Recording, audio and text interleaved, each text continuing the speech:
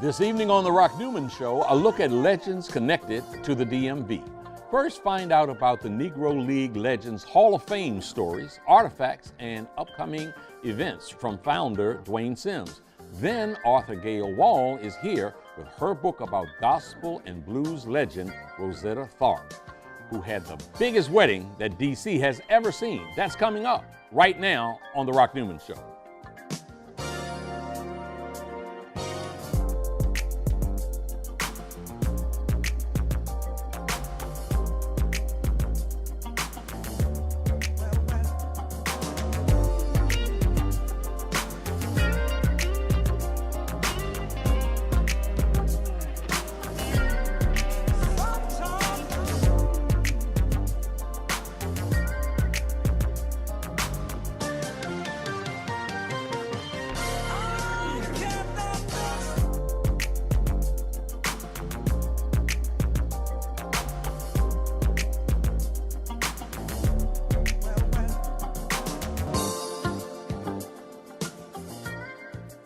Welcome to The Rock Newman Show from the campus of historic Howard University, located in the nation's capital.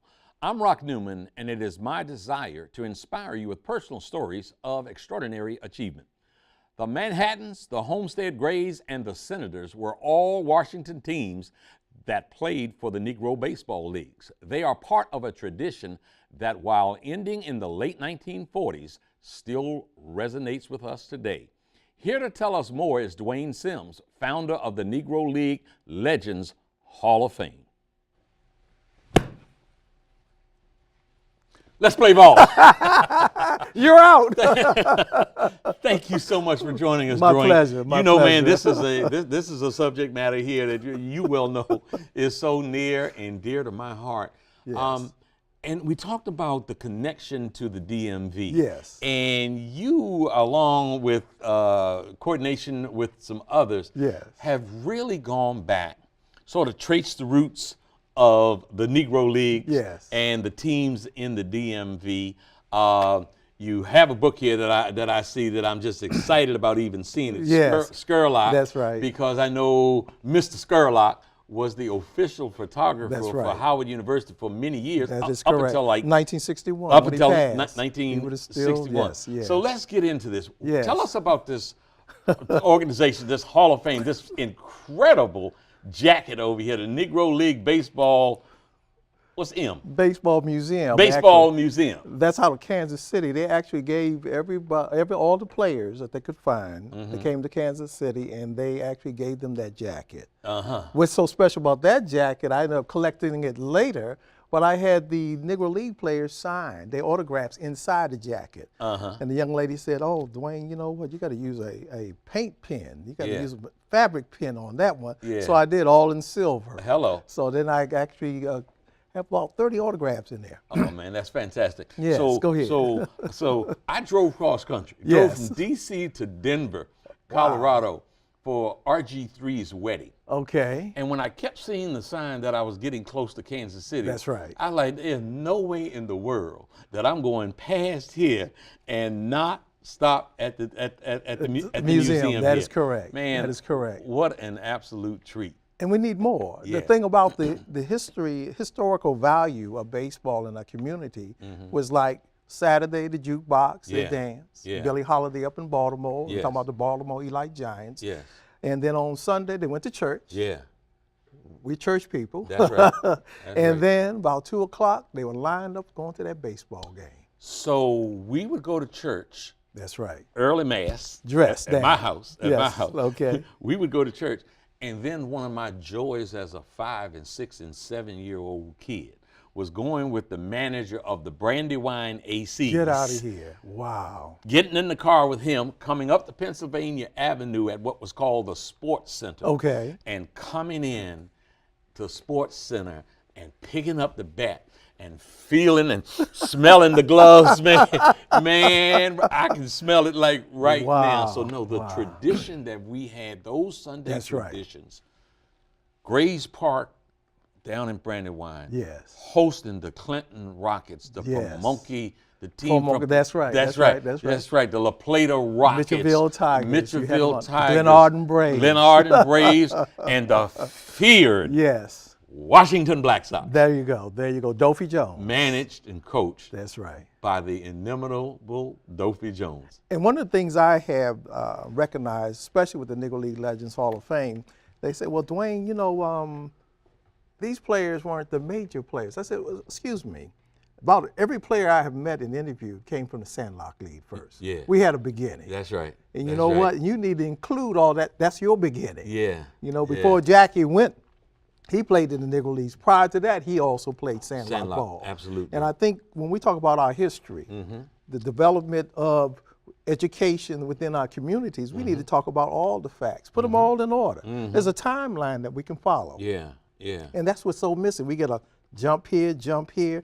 I go all the way back to the Colored Professional League of 1909. Rutherford Hayes Jones. Yeah. Incorporated in the District of Columbia, the Washington Giants. And I was told they weren't organized. Yeah. But I have receipts Yes. that they donated money back to the YMCA. Yeah. I have receipts for the uniform, for the pay. You know, I saw you know what Rutherford B. Jones doing. Rutherford, I don't know if we have those photos. Frankly, I don't know if we have those photos or not. Right. But there's a letter signed by That's Rutherford correct. B. Jones. That's correct. Handwritten. Correct.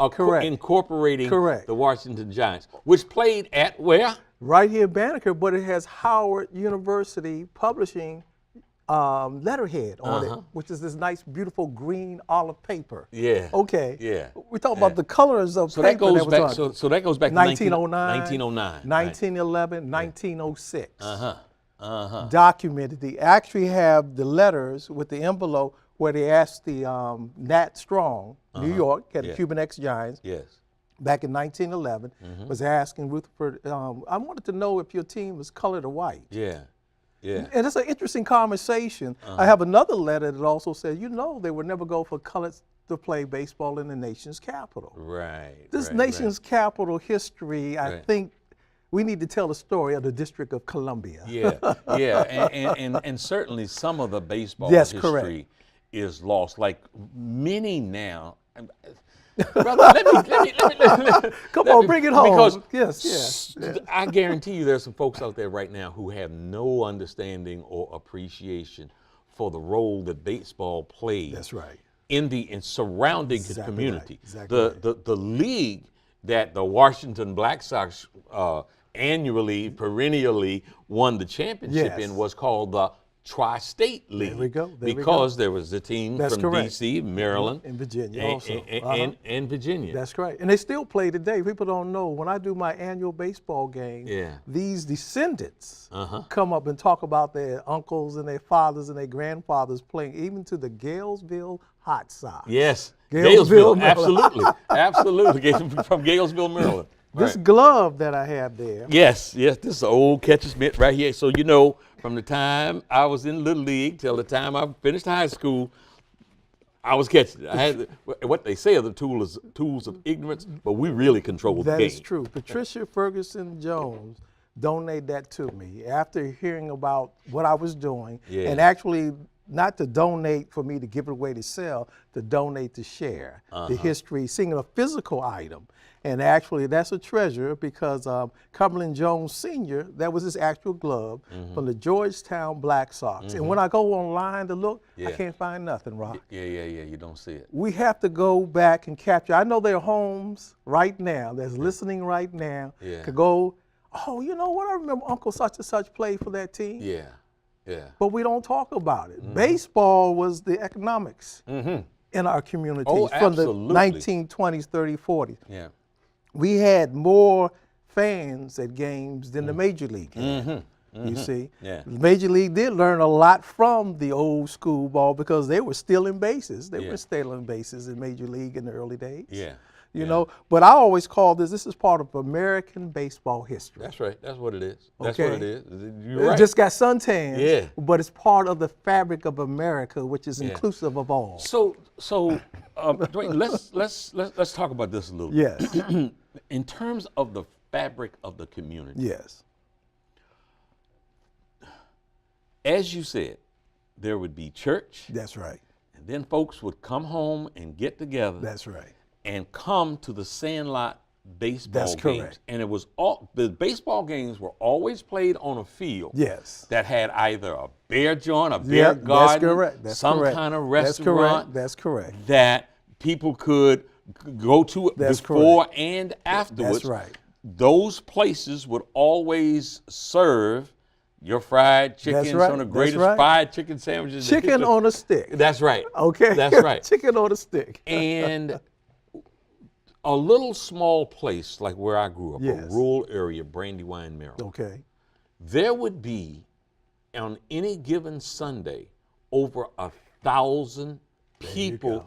attending this game. you The go. bleachers probably might have held 100. That's right. But That's man, they right. were packed around. That's and right. long before, the so-called tailgating Yes, at the NFL yes, game, yes, yes. man, folks would be bringing the goods. And I mean, it truly was it was a part of the community that people just so much looked forward to.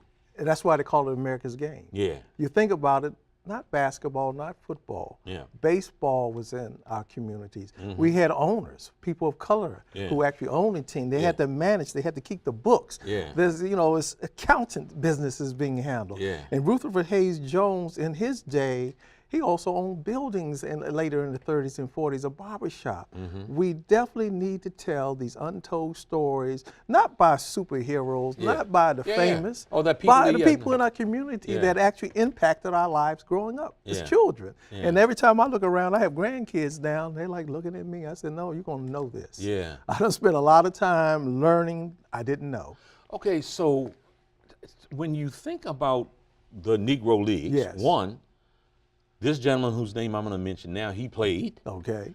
and then later on truly became legendary as a coach and manager, Dopey Jones Yes. of the Washington Black Sox. That is So in your studies, in your developing, in your participation with the museum, let's reflect a little bit on Dopey as to what you've come to know. When I met Albert Weems, Rock Green, Rock Green, absolutely.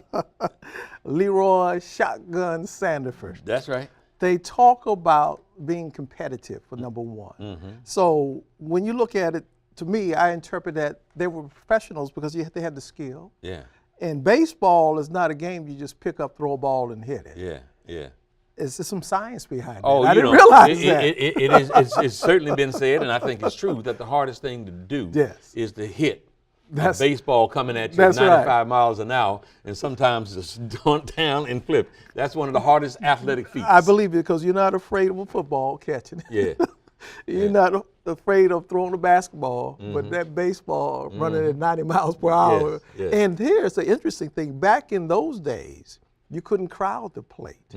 They didn't have this, what's legal, illegal. No, if you got too close, by your ear, That's right. That's right. you will back off that plate and Yeah. you make it hit. Sure. And the thing is, what they wore was, the hats, they would put a little cap in there, a little hard piece there just in case, Yeah. because it was legal. Sure. If you got Sure. too close, Sure. I can hit you. Sure. So you mentioned Albert Weems. Yes. Albert Weems certainly was Albert played first base primarily. Yes, and he was also pitched Did a with little Leonard pitching. Braves, yeah, too. with the with the Washington Black Sox. That's correct. You mentioned Rock Green. Yes. Okay, so Rock Green from Spence Garden High School. Yes. D. Rod Green. Is Rock Green still living? Do you know? Not sure. Okay. Not sure. Go okay. ahead.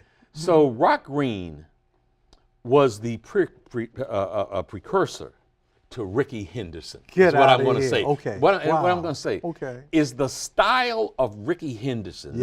Now, Ricky Henderson had a little more flash. Okay, right. But Rock Green was so smooth, man. He was so, everything he did was with such incredible grace. And you mentioned Albert Weems. Yes. Yes. So one of my experiences as a 16-year-old Okay. playing with the Washington Black Sox, and look, man, so I'm out here in the country out in Brandywine, Maryland. I'm playing with the Brandywine Yeah. ACs. I'm playing high school ball. When Dopey Jones came out and asked my mom and daddy if he could allow me to play, if I could play with the Washington Black Sox, Wow. Wow. man, that was the beginning Wow. of me thinking that I might be somebody. You had some skills for that him I to could do play with the Washington Wow. Black Sox, man. Correct, correct. And I almost, I mean, you know, I didn't go through any kind of formal rite Right. of passage Right. into manhood. Right, right. But I'm telling you, one day we were playing against the Vista Yankees. Okay, It's right, a tough right. game, man, real Right tight. there in Atlanta, Maryland. Real Actually tight from out there That's off right, of that's 301 right, where that's they right. were. Okay. And the bases were loaded, and we were down by 2 runs. The Black Sox were down by 2 runs. I got up the left-handed pitcher for the Vista Yankees. His name was Cash. Okay. Played some minor league ball. Right. Man, so I hit a line drive in the gap between right field and center field. Okay, got you.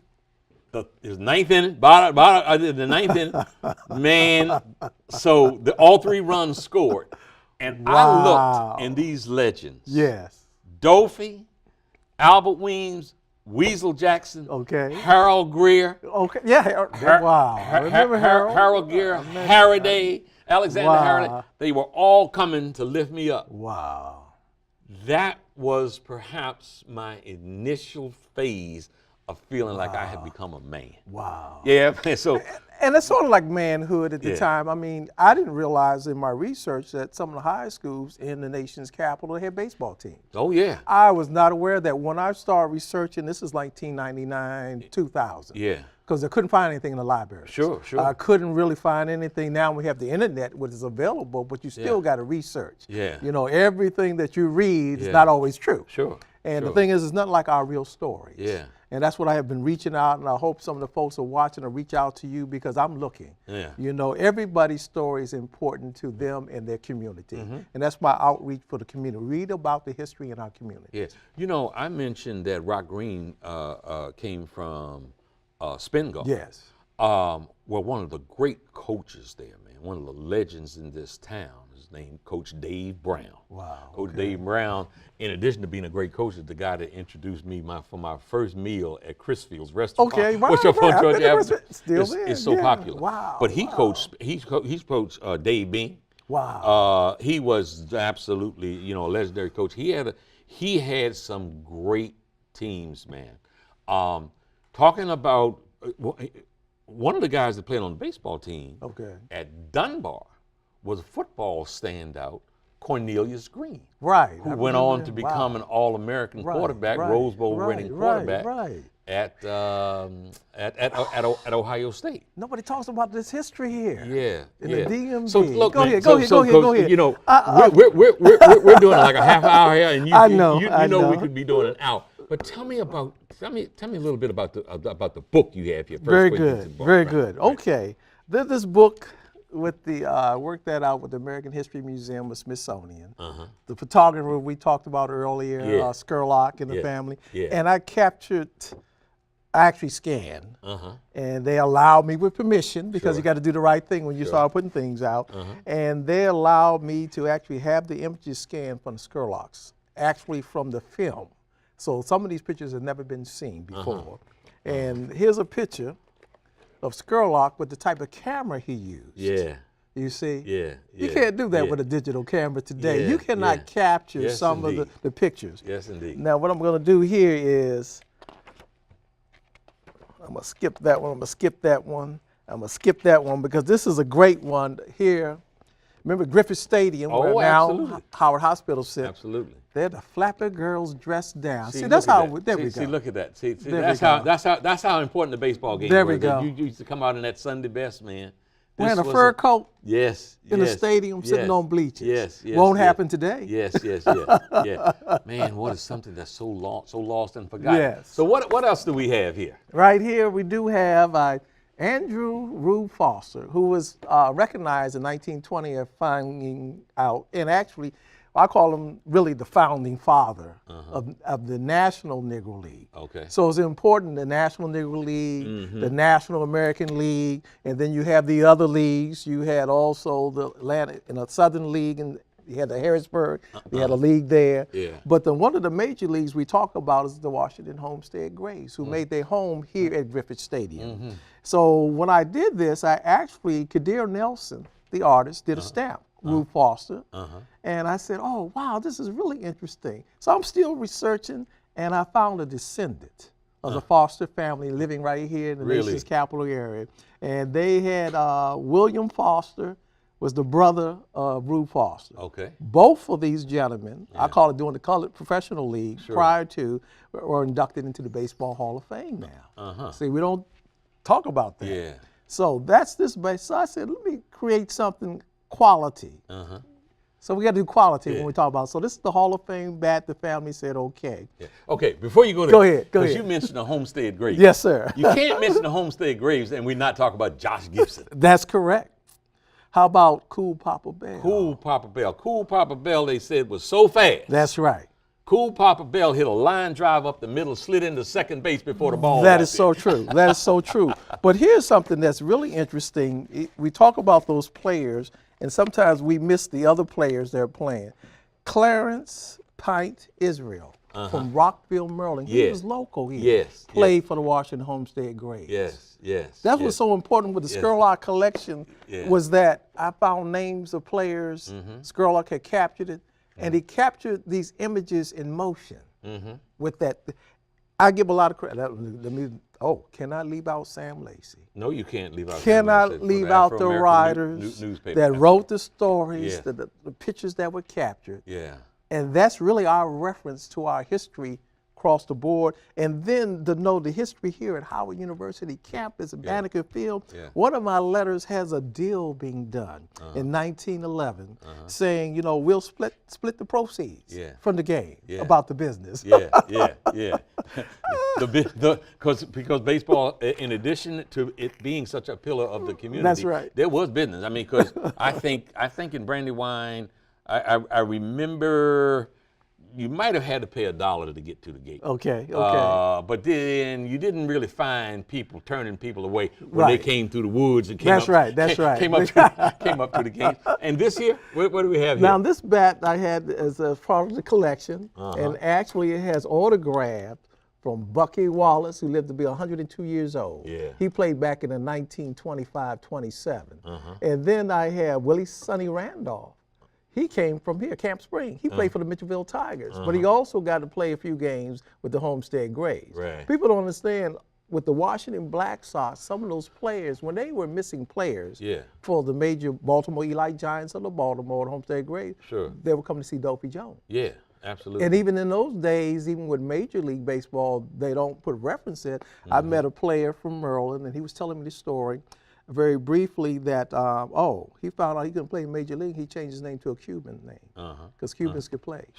Before people of color could play, the Negro at the time. Since we're sitting here on the campus of Howard University, you know, the coach that came here that was a Major League player, before he became a Major League player, he played in the Sandlots in Rocky Mount, North Carolina.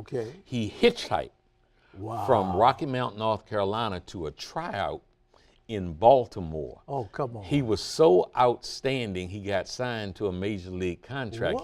He later became a member of the Washington Senators. He was the last Washington Senator to hit over 300. His name is Chuck Hinton. I met Chuck, bless his heart. His brother played football here too. Also played Chuck coached me. Chuck coached me for a few years, and was 1962. He played in the All-Star game. Was number 4 in batting that year. So Chuck, you know, again, the Sandlots. What the Sandlots did, and what community baseball has done.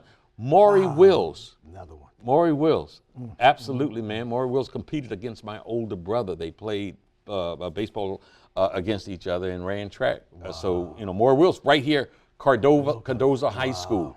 Great Los Angeles Dodgers shortstop. My. Oh, it's just, can never end this story, but I definitely got to give you this. As in, give me this or show me this? It's a gift to you. Come on. All right, and you can keep this. Okay. This is yours. All right. And this is signed by James Jake Sanders, who was with Brian Gumbel on HBO. He's one of the Negro League players out of Birmingham, Alabama. And he'll tell the story about when Willie Mays was down there at 14, 15 years old. Yes. Came down there on the field. Because that area, a lot of the great ball players came out of Birmingham. A lot of the Washington folks knew a lot of the players came up to play up on our teams here. So this is Jake Sanders, played for the Kansas City Monarchs in '57.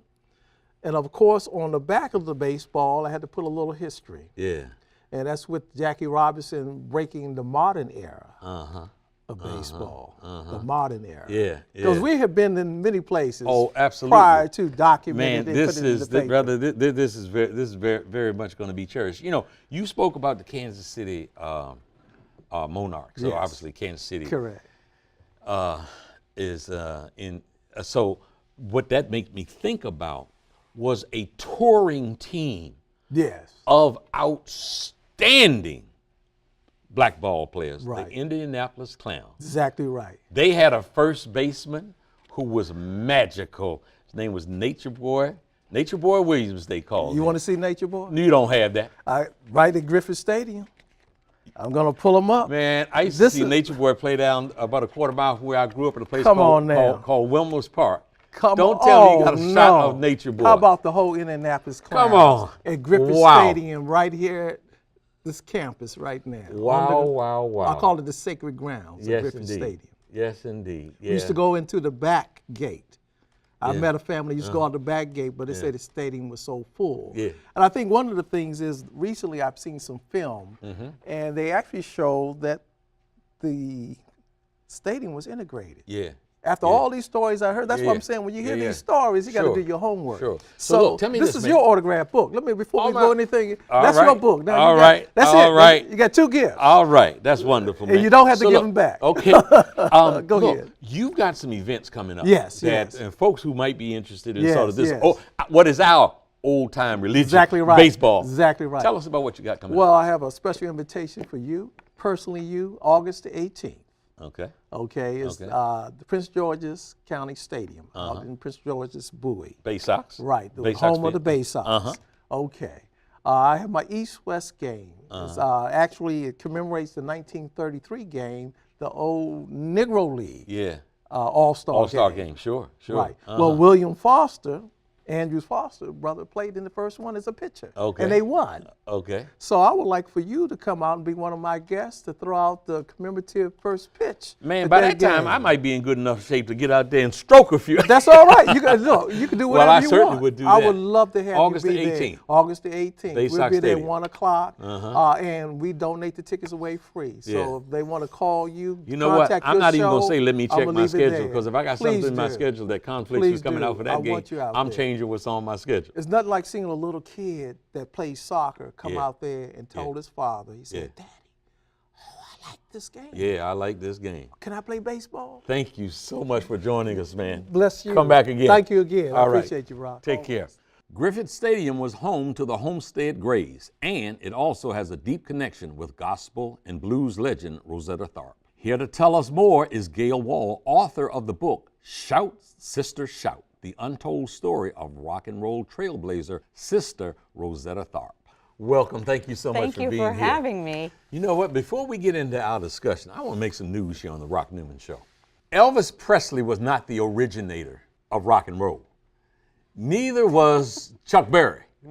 Little Richard has often said that he came before Elvis Presley, so he wasn't the originator either.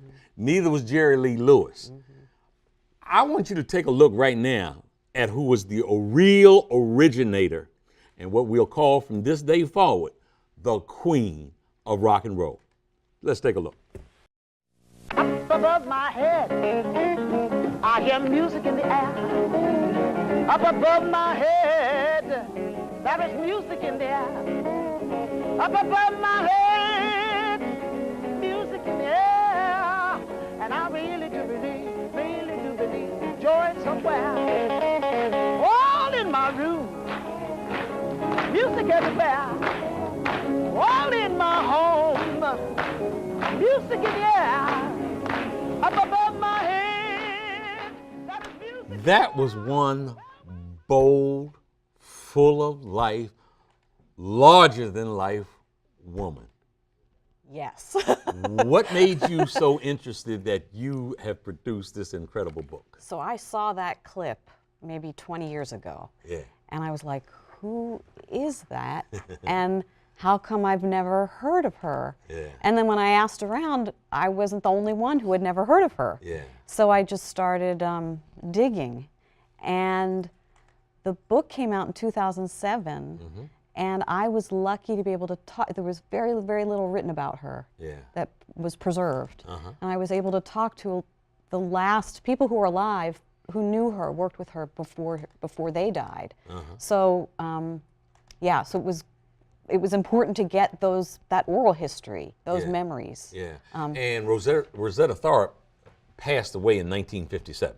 No, she was 57 in 1973. 73, yeah. I'm sorry. She's Yeah. 57 years old. She passed away. Yeah, Yes. in 1973 in Philadelphia. In 1973. And unfortunately, like too many of the entertainers of that era, she really passed away in some misery. Yeah, I don't see her story as incredibly tragic. She died of probably a stroke related to diabetes. Yeah. So she had that illness, and she had a leg amputated toward the end of her life and was still performing. Yeah. The thing that makes her look tragic is that no one ever purchased her a gravestone. Yeah. So she had a funeral. People attended the funeral. Her friends in the gospel world in Philadelphia came to that funeral. Yeah. A gravestone never was purchased. But I don't see her life as tragic, Yeah. which is one of the reasons I think she's an attractive figure, because we have all these stories about these tragic women performers, and I think she had a great career. Yeah. And she was never defined by any particular man who controlled her, or Yeah. she had a great career. Well, she was a force, absolute force of nature. Mm-hmm. When I mentioned, some misery, because of her personality, Yeah. because of her larger Yeah. than life persona and the way that she behaved, she reminded me of what I'm going to say is a sort of a current day similarity. Was Dick Gregory. It didn't matter if Yeah. Dick Gregory got in $5 million this weekend. A couple of weekends from now, he was going to be broke, because by and large, he would just give most of it away. And I think from all that I've been able to gather about her, Yeah. she really lived in a way where she was extraordinarily generous. Yes. And There's a story about her seeing Little Richard at a club Uh-huh. when maybe he wasn't even, he was Richard. Yeah. And giving him $20 Yeah. and saying, you're going to go far, keep on working on it. Yeah. So, that story itself is, exemplary. She was generous. Yeah. Okay. So take us into the life of this yet to be appreciated and unrecognized legend.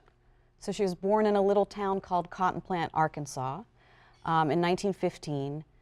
Her parents split up when she was little. She was raised, this is important, she was raised in the Church of God in Christ. And so she came up at a time and in a church where she was encouraged to use her musical gift, because her community understood it as a gift.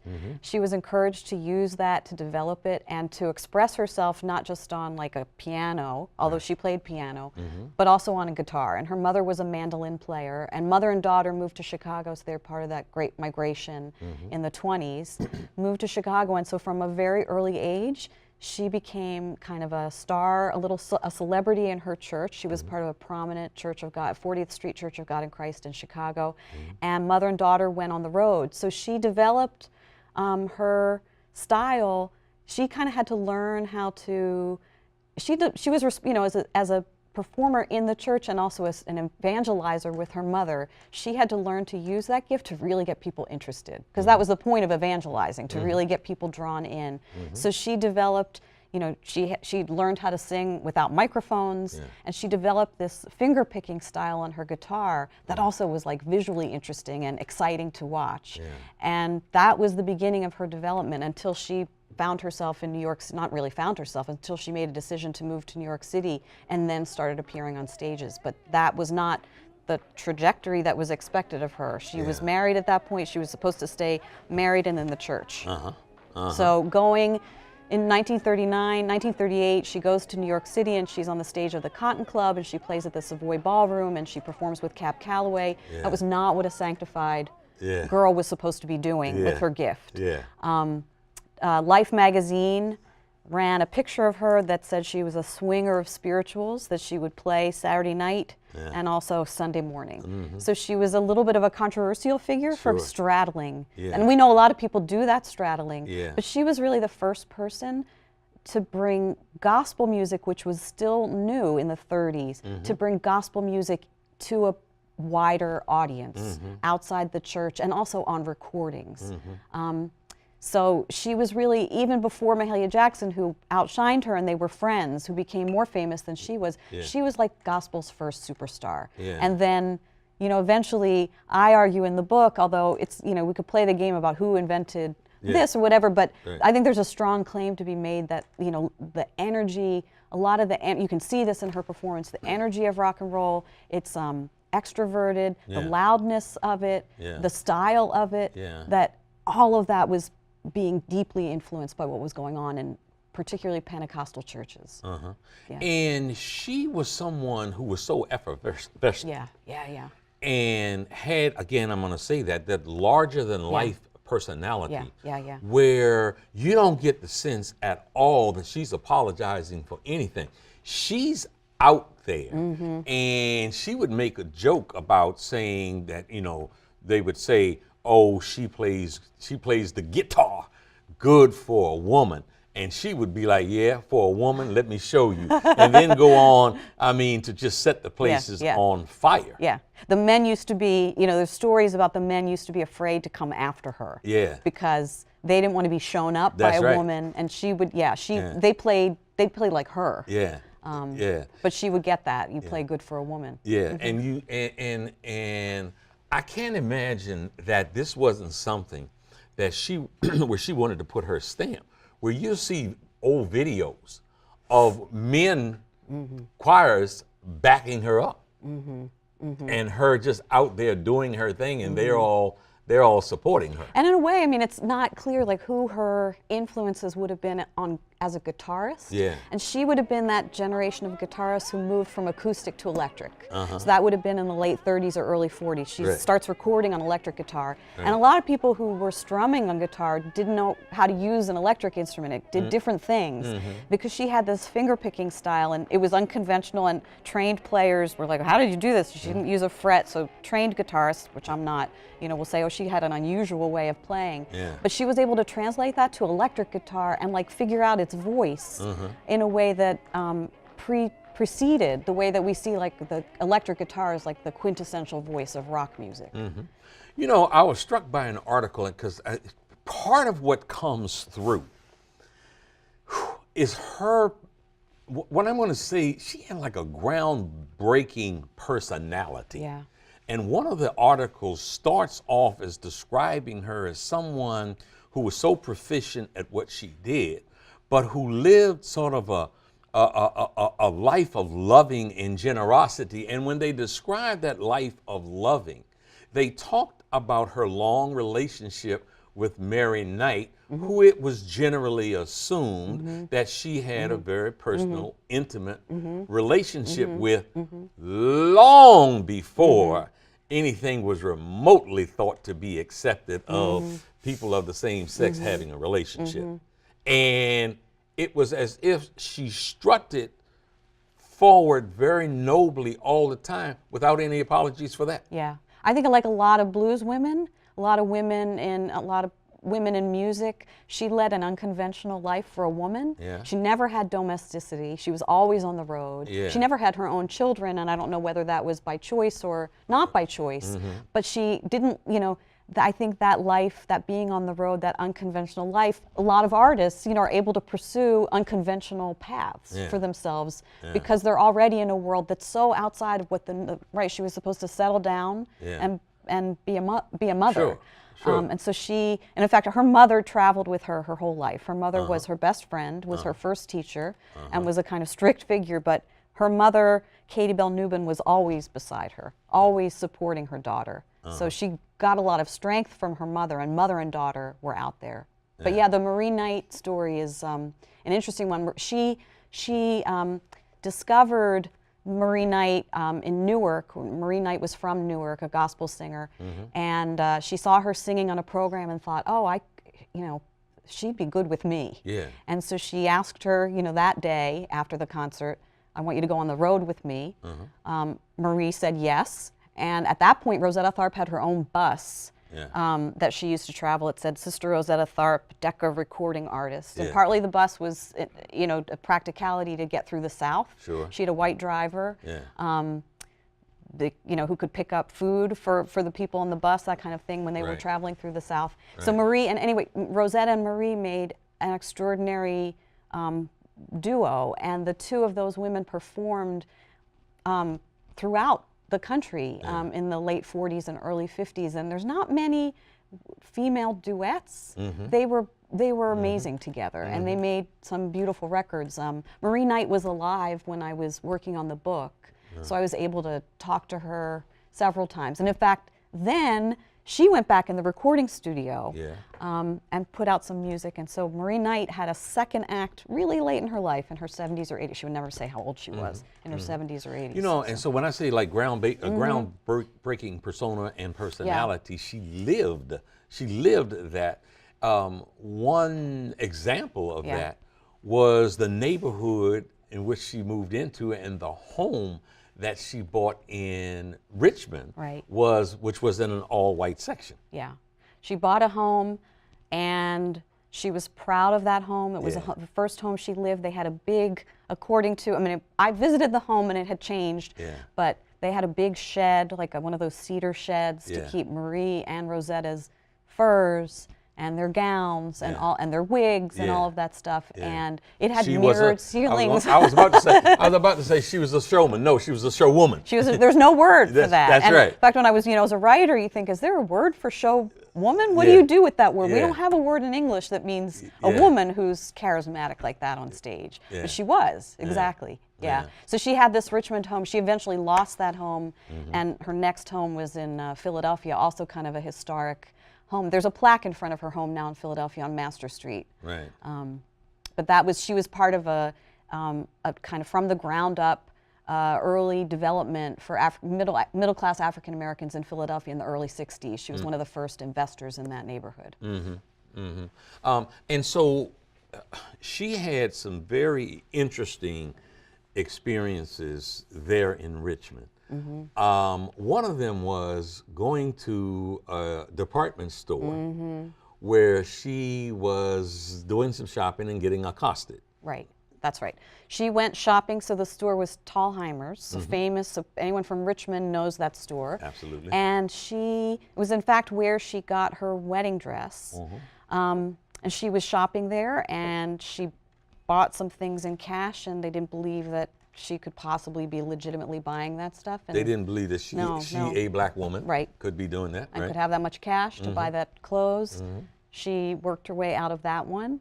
But yeah, and there's a great story about, she bought a wedding dress at Thalheimer's, and someone told me the story about remembering that when she got married in Washington, D.C., that dress was driven up from Thalheimer's for her, and a white woman buttoned her into that dress. I was going to say, we want to talk about that. We want to talk about that wedding. And that other people had never seen that happen. Yeah. So when I use that term, in 1951. When I talk about that term, a showwoman, as opposed to saying a showman, part of that was exemplified by this incredible event in Washington, D.C., where she performed and had a wedding at the same time. She did.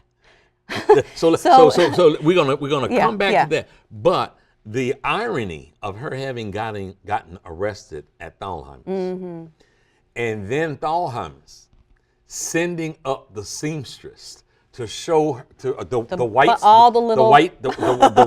white seamstress to come up to Washington, D.C. and dress this black woman in 1951. And 50 buttons, little buttons. All these buttons and all these sequins and all of that for the largest wedding in Washington, D.C. That's right. So she was kind of at a crossroads in her career around 1950. And she decided she was going to, with the help of some promoters in D.C., she was going to do a big thing. Yeah. And that meant going to find a husband and staging a wedding at Griffith Stadium. It was, the numbers are probably 15 or 20,000 people showed up. They brought gifts. Yeah. They brought televisions. Yeah. They brought linens. They Yeah. brought china. Yeah. They paid admission tickets Yeah. to get in to see her. She had her backing group. At that point, she had an all-female backing group called the Rosettes, some young women from Richmond. They were her flower girls. She had Marie Knight as her maid of honor. So she had all the musical people. Lucky Millender, who was a well-known band leader who had worked with her in the 40s. He was up there on stage, like kind of constituting the wedding party. And then she played her guitar in her wedding dress from center field. And I thought, well, that's really badass and rock and roll. And if you think about rock and roll, and even that whole idea of it's transgressive. Sure. You know, this is way before the Beatles came to Shea Stadium, or when we think about stadium rock. Yeah. And she filled a stadium in 1951. And Ebony did a giant, 7 or 8 page spread about it, and Decca recorded it and released this thing. It's called the Wedding Album. So it was a kind of a pun. So, the whole thing released, and you hear the preacher marrying them. It was a well-known Kojic minister from D.C. There's a street named after him now. He married them. So it's a great D.C. story. A great day and evening in Washington, D.C. for sure. So that was 1951. So she, to some extent, fell on some hard time. Right. And she went abroad. Yeah. For those of you who are watching, look, I'm going to encourage all of you. If you want to understand the origination of R&B, in reality, you can't do it. You cannot. It comes through this woman right here. It comes through Sister Rosetta Tharpe. We'll talk a little bit in a moment about what is a modern day honor that is about to be bestowed. But I'm going to encourage you to, this is a great book that Miguel has done here. But if you look at a couple of videos, and you'll see this one video of her in England, and she pulls up in this horse and carriage up to a train depot, and she is helped off the carriage and struts onto the stage and straps up and starts singing. The train tracks are right here. She's just over the train tracks, and the audience is lined up across from the train track, and she rocked England. She did. And what's significant about that footage is from the mid-60s, and it was filmed for British TV, and they remade this like defunct railroad station into something that like they thought looked like an American thing. I want to point out that like she gets off of that, this is a woman who had furs in her own bus. That's right. And she gets off of this, like a horse and buggy, and they've got like chickens on the set. So it's a little weird. They're kind of doing this like southern thing, or rural thing, because it's blues. So she's framed that way. But she's wearing this like kind of the moment, like amazing coat, like this cape and these high heel shoes, and it's raining a little bit, and she takes out this white guitar.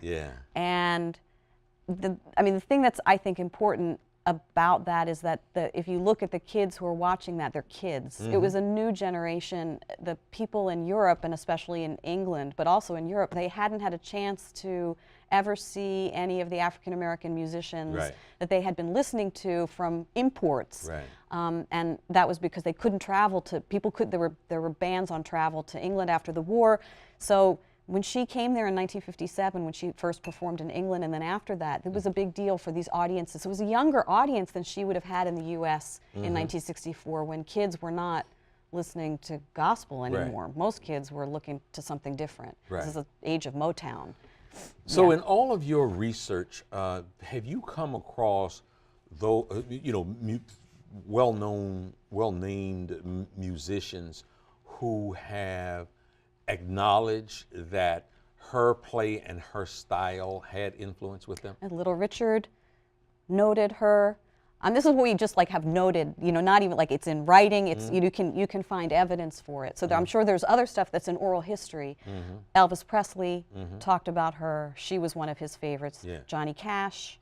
When Johnny Cash passed away, Rosanne Cash said that Rosetta Tharpe was his favorite singer. Bob Dylan has spoken about her. It's a pretty big good. names right there. Right. You know, a lot of the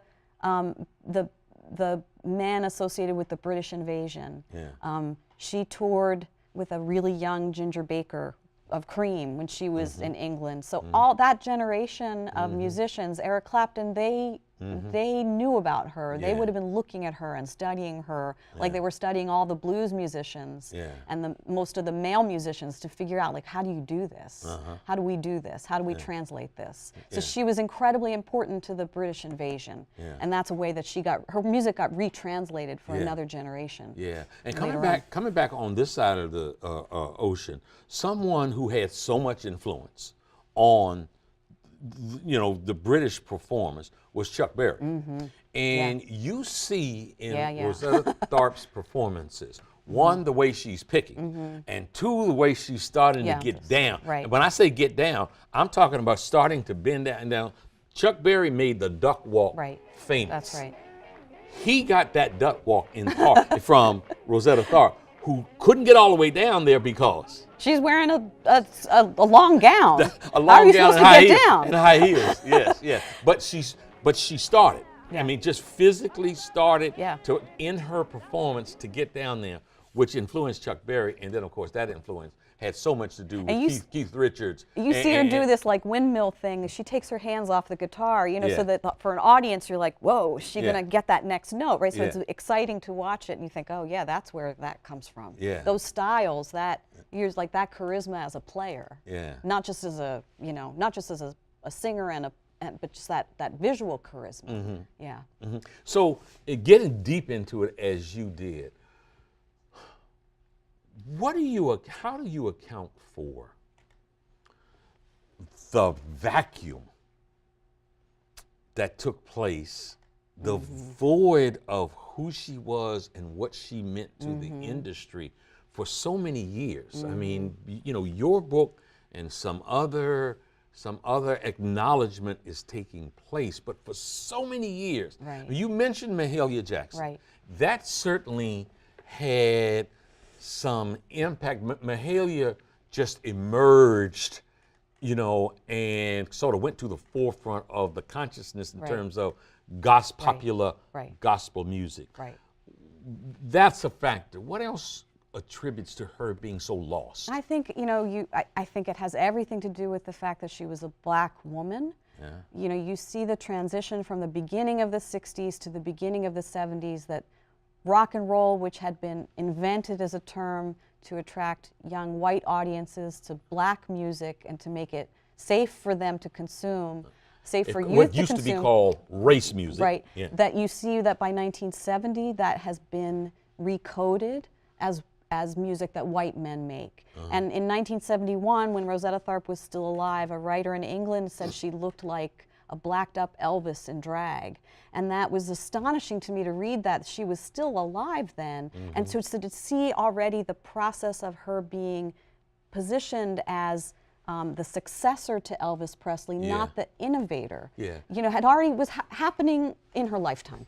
We live in a time where right now cultural appropriation is something that is being looked at, and it's being looked at and debated with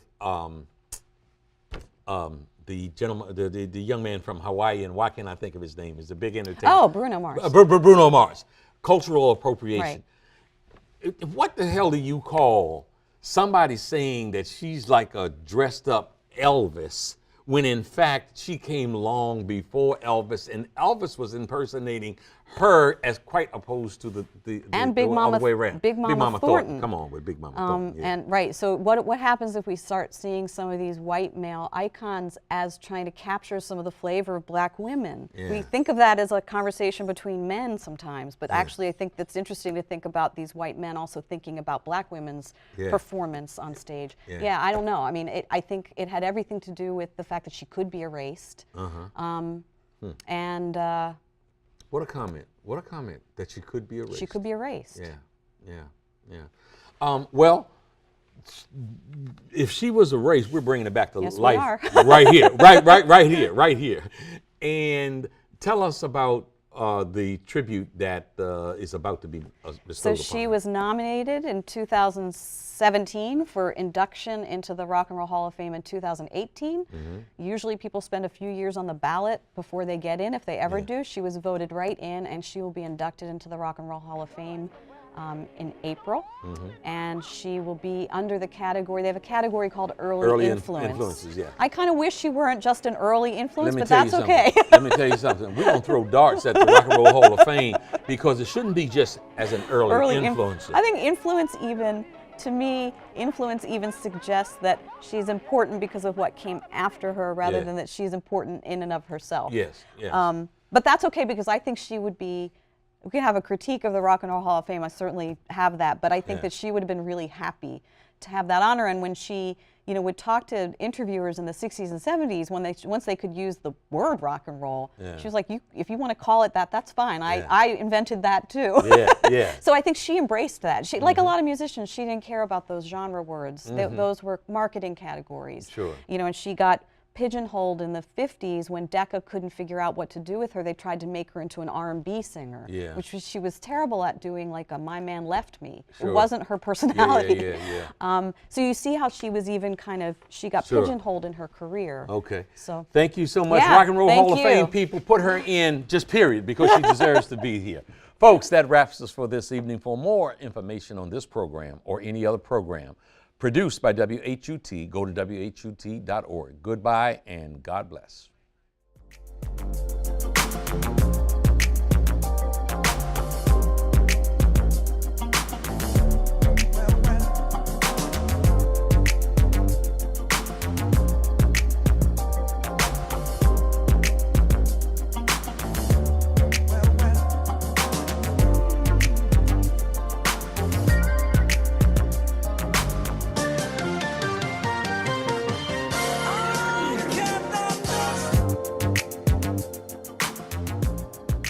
This program was produced by WHUT, Howard University Television, and made possible by contributions from viewers like you. Thank you.